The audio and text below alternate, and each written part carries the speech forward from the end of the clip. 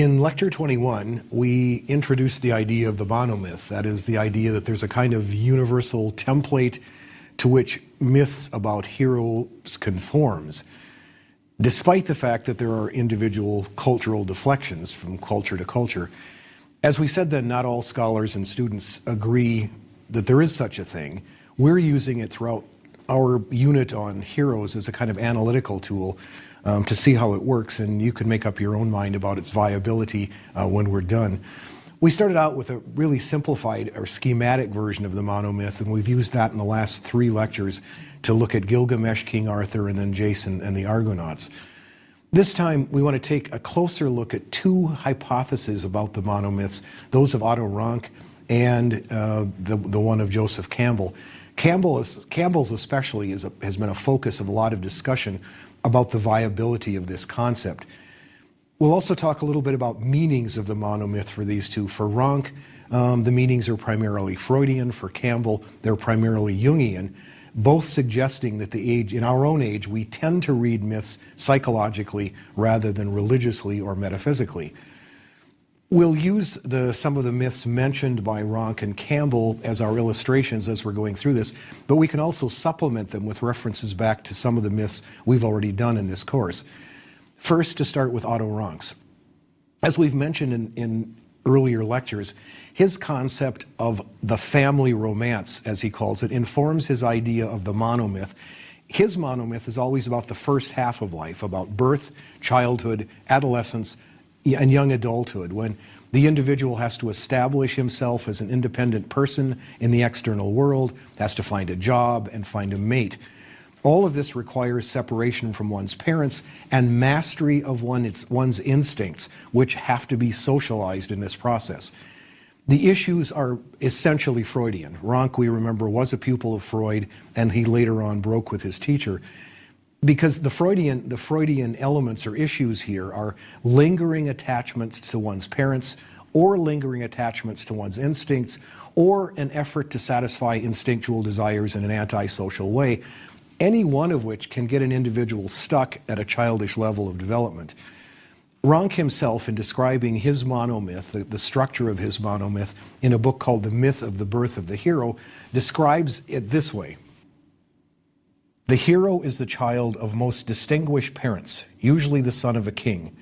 His origin is preceded by difficulties such as continence or prolonged barrenness or secret intercourse of the parents due to external prohibitions or obstacles.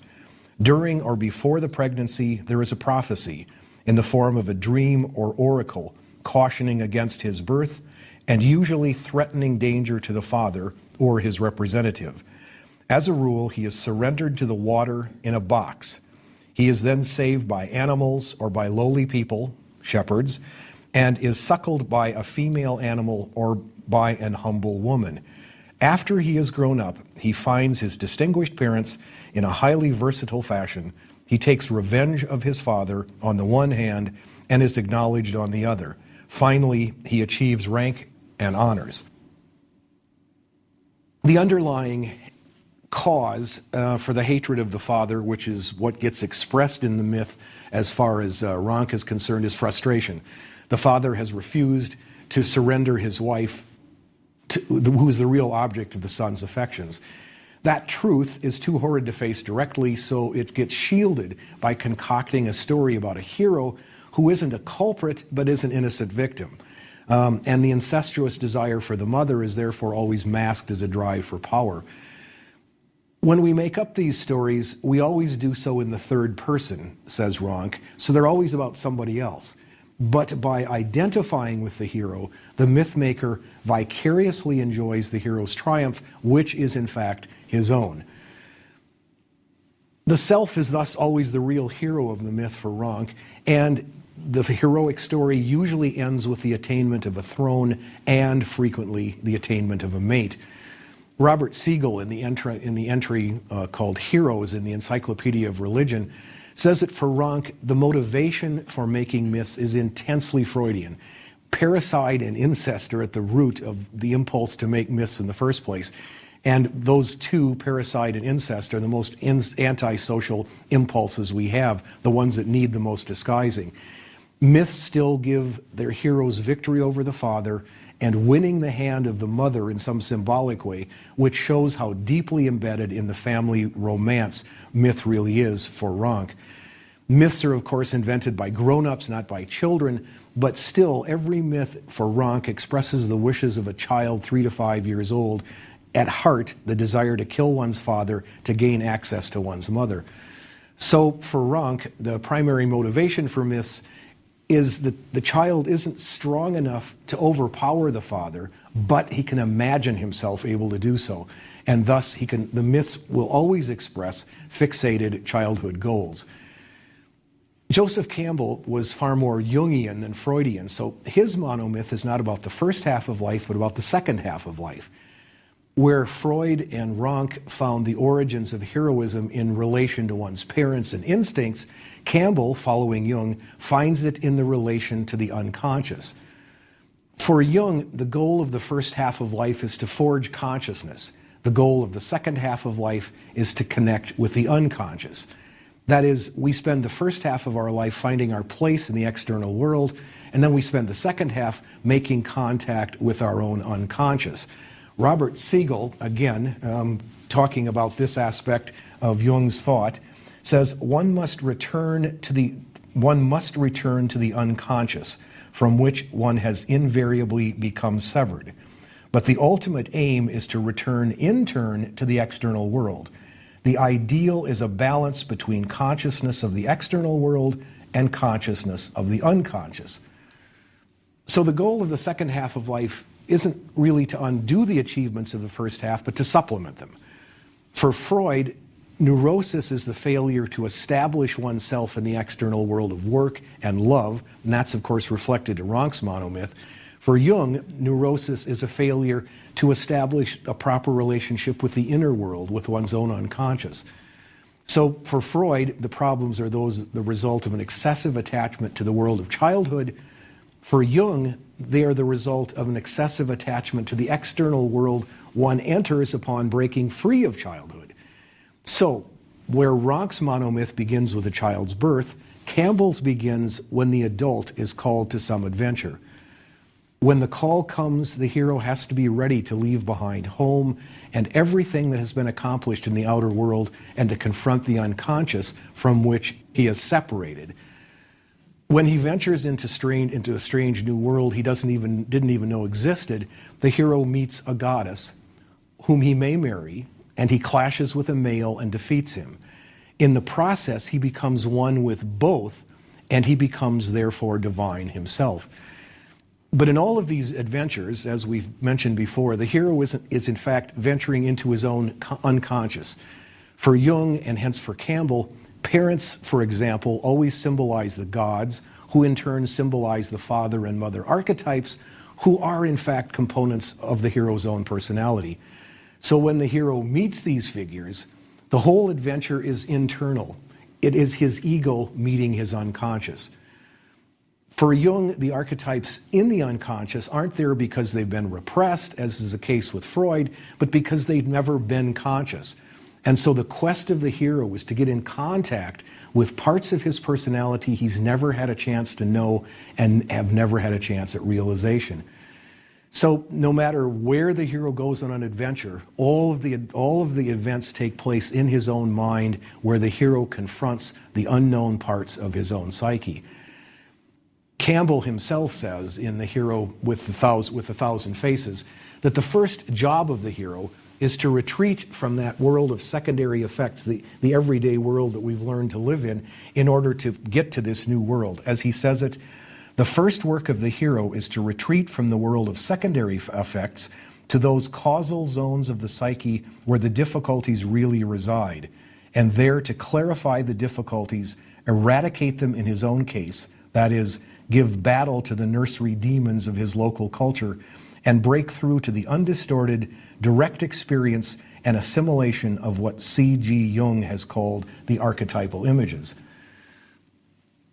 Part of the great pattern for Campbell of the adventure itself, of the heroic quest, is simply a magnification of the formula of all rites of passage, or all initiation ceremonies, which includes the steps of separation, initiation, and then return. As he says, a hero ventures forth from the world of common day into a region of supernatural wonder. Fabulous forces are there encountered, and a decisive victory is won. The hero comes back from this mysterious adventure with the power to bestow boons upon his fellow man. So that there is a separation, and then there is initiation, and then there is the return. One of his examples that he uses at this point is that of Jason, whom we looked at in the last lecture, who sails through the clashing rocks into a sea of marvels, gets around the dragon that guards the golden fleece, and then returns with the power to take the throne away from a usurper.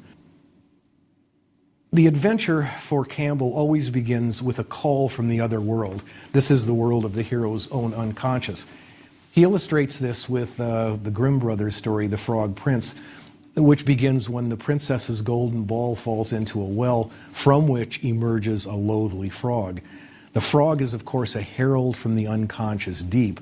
It may look disgusting, the frog may look disgusting to the princess's conscious mind, but her unconscious mind will recognize that frog and may even find him fascinating.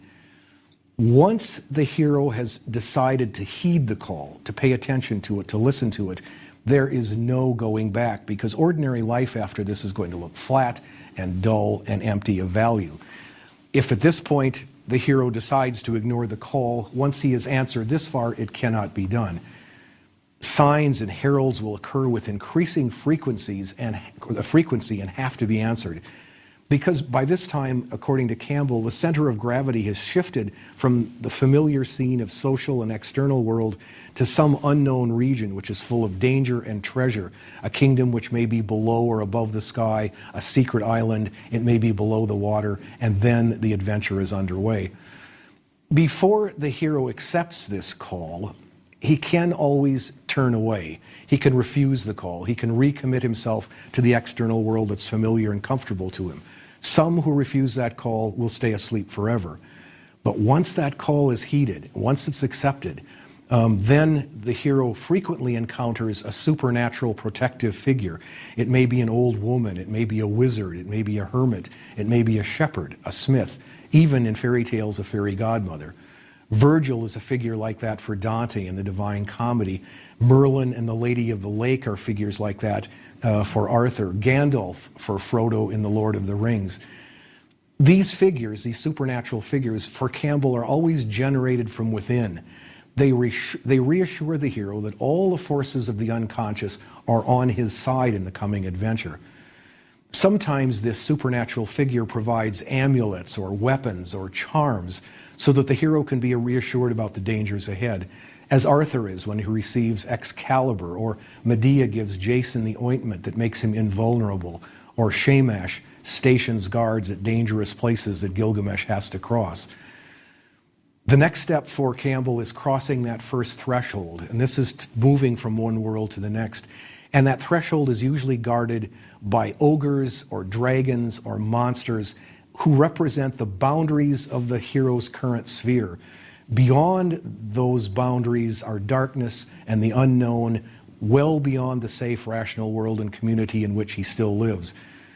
Most people stay within those boundaries, but the hero is the one who ventures into the darkness of the unconscious, which contains both threats and delights. It contains both treasures and dangers. Sometimes the two turn out to be simply different sides of the same figure, as it is with Pan, for example, the Greek figure who lives outside the city, deep in the forest. He can still instill panic, and that's where the word comes from. Panic comes from Pan.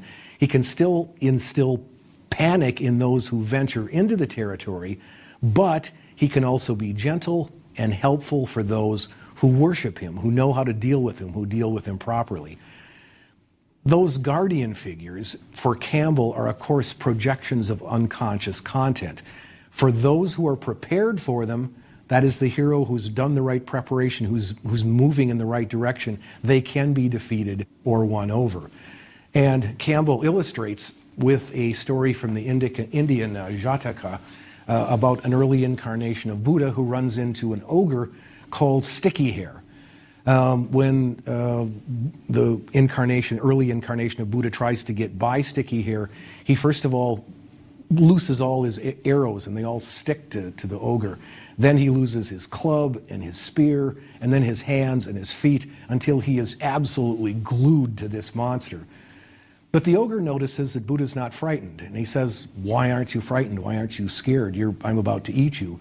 And Buddha says, "Well, it's all right. Death is inevitable anyway, but I also should warn you that I have in my stomach, in my belly, I have a thunderbolt that will kill you if you eat me." The thunderbolt, as says Campbell, is the thunderbolt of knowledge. It's the knowledge he has inside him. And the ogre recognizes this too and lets him go. In fact, it has a really sweet ending because the Buddha then teaches the ogre the way and transforms him into a woodland spirit who is capable of achieving offerings. Campbell sums up this whole episode with Sticky Hair in the following way. As a symbol of the world to which the five senses glue us and which cannot be pressed aside by the actions of the physical organs, Sticky Hair was subdued only when the future Buddha, no longer protected by the five weapons of his momentary name and physical character, resorted to the unnamed invisible sixth, the divine thunderbolt of the knowledge of the transcendent principle, which is beyond the phenomenal realm of names and forms. Okay, so the hero, another way of saying this, that the hero is simply at this point released from his ego, which he leaves stuck to Sticky Hair, and then he passes on. Campbell's next stage is in the belly of the whale. The reference, of course, is from the book of Jonah in the Old Testament. And his point is that in some stories, the hero has to get swallowed up, has to disappear, has to die in some kind of way, the way happens to Red Riding Hood in her story. No one can rise to higher consciousness without in some way dying to the old, shedding one's ego like an old snakeskin. Osiris, remember, was actually cut up into pieces and scattered across the land and sea. But once the ego is left behind, the hero can pass in and out of the dragon's mouth as he pleases, as Heracles does when he saves Hesione by getting himself swallowed by the same monster that had swallowed her and then cutting both of them out from the inside.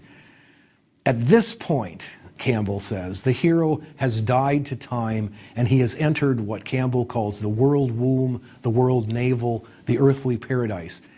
In a kind of symbolic way, the same thing happens to us. The same pattern that he's talking about happens whenever we go into a temple. Temples are generally guarded by their own monsters, by gargoyles, by dragons, by lions, by winged bulls. But if we're prepared for the journey, we can pass right by them to the higher silence which is within the temple. But we have to leave our egos at the door to remind ourselves that we are but dust and ashes. Having entered that other realm, the adventure proper really begins. The hero may be set a dozen impossible tasks like Heracles or Jason or Gilgamesh, or like the shamans. He may have to make a perilous trip into other worlds. He may be aided by the amulets that he's been given earlier, or he may find other sources of power. He's, of course, according to Campbell, working now in the labyrinth of his own unconscious, and the figures that he meets are symbolic figures of his own. If the hero has at this point really divested himself of his ego, he can now see what's really there. As we remember from lecture 14, Inanna took that trip to the underworld, and at every single gate of the underworld she was stripped of something until by the time she passes through the seventh gate, she stands naked before the goddess of the underworld. When she's there, and this is crucial for Campbell's monomyth, when she's there, she realizes that Ereshkigal, the goddess of the underworld, is not a separate entity, but is a part of herself. She's her sister, a part of herself that she wasn't aware of. And this is the ultimate lesson that the hero learns in confronting those creatures from the other world, that they really are parts of oneself. Then comes the meeting with the goddess in the other world, and this is a kind of ultimate moment in the adventure for the almost always male hero. In Jungian terms, the hero meets the anima, the feminine side of himself, and he makes contact with the deepest core of his being. Campbell says, in describing this moment, Whatever in the world has lured, whatever has seemed promised joy, has been premonitory of her existence, in the deep of sleep, if not in the cities and forests of the world. For she is the incarnation of the promise of perfection, the soul's assurance that, at the conclusion of its exile in a world of organized inadequacies, the bliss that once was known will be known again, the comforting, the nourishing, the good mother, young and beautiful, who was known to us and even tasted in the remotest past. Time sealed her away, yet she is dwelling still, like one who sleeps in timelessness at the bottom of a timeless sea. The cosmos at this moment to the hero seems feminine. The cosmos seems the good mother, nourishing and protecting. But the hero also needs to remember that the good mother is also the death of everything. She is both womb and tomb. She is the sow that eats her pharaoh. She is the goddess who condemns her consort to death. If the hero has come this far, and if he really understands what he's doing at this point, he can contemplate both sides. He can free his mind from infantile memories, his own memories of his own mother, both good and bad, and he can open up his mind to all aspects of her being.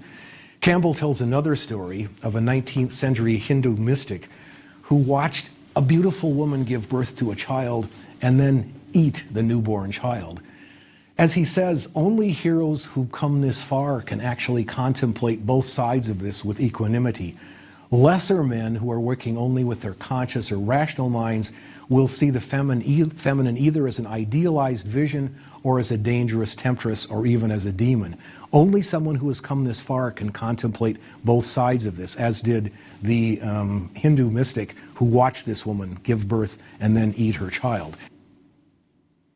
Actaeon, we remember in his myth, chances on Artemis bathing in a pool, and she turns him into a stag killed by his own hounds. Campbell says the point is that Actaeon was not psychologically ready for a vision of the goddess. He was still caught in his own infantile awarenesses with their overtones and undertones of desire, and so he was ripped to pieces by his own hounds, representing those infantile desires. The hero who's come this far in Campbell's quest is now beyond the practical, he's beyond the conscious, he's beyond the everyday attitude toward women, so that he can see the goddess now as the totality of what can be known. When seen by eyes that aren't ready for the vision, she appears either as an impossible ideal developed from nursery fantasies, or as the temptress or distraction from everyday life that she becomes in so many other myths. If, Campbell says, we can see her in all her complexity and inscrutability, then the hero may possess her sexually as a sign of his enlightened vision. Now he's on the verge of winning the final boon. When he possesses her, he assumes his father's place, not by rejecting the female part of himself, but by embracing it and thereby becoming what Campbell calls the spiritual king of the world. The next stage for Campbell is the atonement with the Father, which Campbell always insists that we pronounce at-one-ment instead of atonement, which means that the hero achieves a kind of identity with the Father. Like the mother, the Father has a double aspect. He is both judge and giver of grace. Campbell illustrates this with a Navajo story about twin sons of the sun god who travel to see their father. With the help of Spider Woman, they make the long and complicated journey and they get there. When they get there, their father puts them through an enormous and difficult series of tests.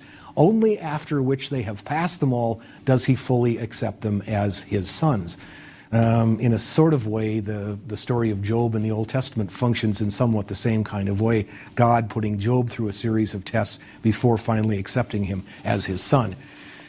In psychological terms, when the son outgrows the mother's breast, he moves into the world of adult action, and then he passes into the realm of the father, who is the symbol for his future roles and tasks.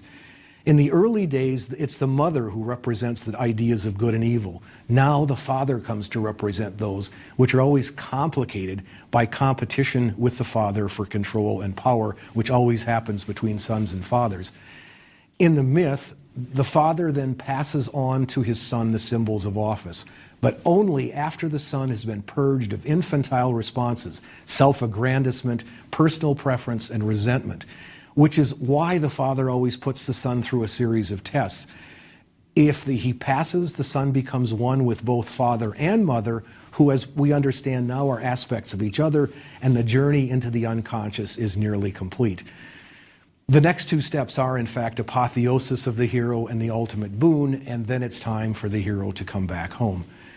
Various things can happen to the hero on his way back. He can choose not to return at all, but to remain in the realm of his vision. If he does, he will be the only beneficiary of his quest, and he will never bring the boon back to his community. If he chooses to return, and most heroes do, if he wasn't ready for the boon, if he had to sort of steal it, he will probably have to run for his life back from that second world back to the one he started out from. And he will probably be pursued by denizens or demons or some members of that unconscious world. Jason and Medea, remember, have to dismember her young brother and throw the pieces into the sea to delay the pursuing king of Colchis. In the Japanese myth of Izanagi and Izanami that we looked at back in lecture 16, Izanagi manages to escape the underworld, but he's pursued all the way by demons back to the entrance. The hero, if the hero is ready for the return, on the other hand, he or she can be rescued on the return journey, as is Amaterasu, that we also looked at in lecture 16. Remember that she was drawn out of the cave by a dance, by a mirror, and then a straw rope. The meaning is that the consciousness has given way to the journey. The ego has been set aside, and once that happens, the unconscious can provide its own aids in getting us back home. When the hero gets back home, he has to recross the original threshold to return to ordinary life. That may be difficult, since he returns to a world of people who haven't made the journey and who still think of themselves as complete people who don't need any help. He brings with him an ego-shattering, life-redeeming elixir which will probably be resented by people to whom it's offered, because it would disturb their lives as much as the hero's was disturbed when he answered the call in the first place. Dreams, which are the individual's myths, can look silly in the morning, and prophets can look like fools in front of people who have never been on a quest, and that frequently happens to the returning hero. Rip Van Winkle runs into this problem when he recrosses his initial threshold on the way back home, and he never convinces anyone that he has anything of use to them. All he has to show for his journey, Campbell says, are anachronisms and long whiskers. What happens to the hero on an adventure is something like what happens to the three disciples who witnessed Jesus' transfiguration. They become aware of the simultaneous existence of two different worlds.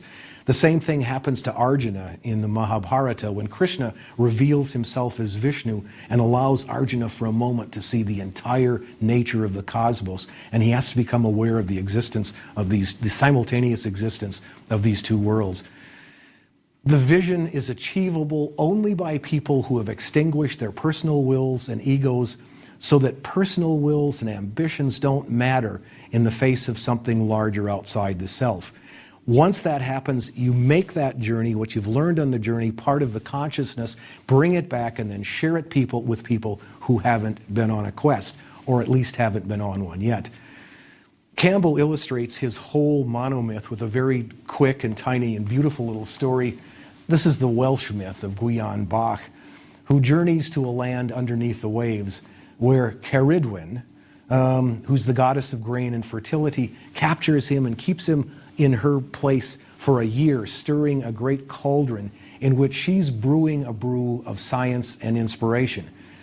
The goal is that if you keep stirring this for an entire year, at the end of a year, 3 drops will be distilled, and those 3 drops will be the drops of inspiration and grace. Toward the end of the year, he's been stirring, for almost a year. Toward the end of that year, 3 drops fly out of the cauldron and land on his finger. They're hot, and so he instinctively licks his finger. When he takes those 3 drops, when he licks those 3 drops, he instinctively knows everything, because those were the 3 drops that this whole brew was designed to produce. He knows everything from now on. He also knows that Ceridwen will seek for his life for usurping the potion that she had spent so much time and effort making. So he runs away, and he's pursued by Ceridwen. He changes himself into a hare, she becomes a greyhound. He leaps into the river and becomes a fish, she becomes an otter. He becomes a bird, she becomes a hawk.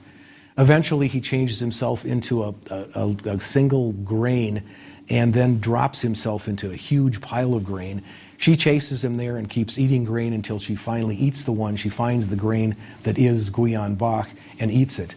9 months later, she bears him as her son. She had meant when that son was born to kill it, but he turns out to be so beautiful she can't quite bring herself to kill him as she had wanted to. She wraps him in a leather bag and throws him into the sea.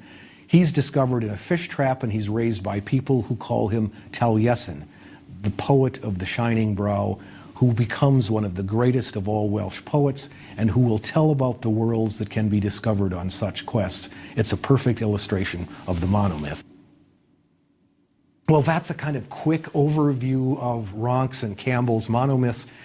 Now that we have a more specific model to work from, next time we're going to look at the African epic of Moindo, using both of these categories, both of these monomyths and structures, to see what we can find out about that epic from these monomyths. That's next time.